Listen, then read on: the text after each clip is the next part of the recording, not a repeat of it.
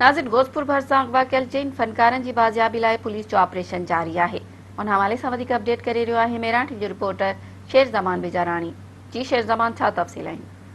जी बिल्कुल, गोसपुर वेझो रात देर तां गंबट वासी 4 फनकार बटी बिरादरी के 4 फनकारनि खे हथियारबंदनि जेको आहे शादी में महफ़िल के हवाले सां घुराए खेनि हथियारनि जे ज़ोर ते अगवा करे विया हुआ।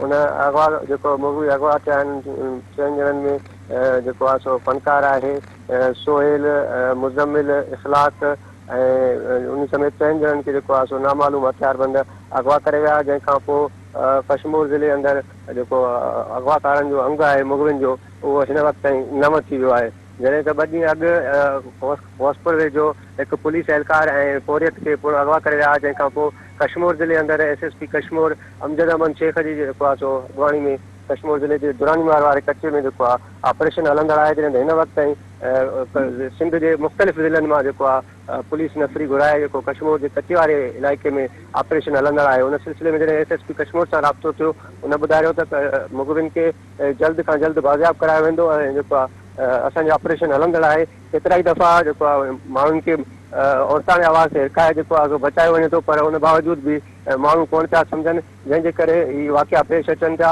ऐं असांजो ऑपरेशन हलंदड़ आहे। जल्द खां जल्द मुग़विन खे बाज़ियाब करायो वेंदो। जी शेर ज़मान, अवां जी महिरबानी।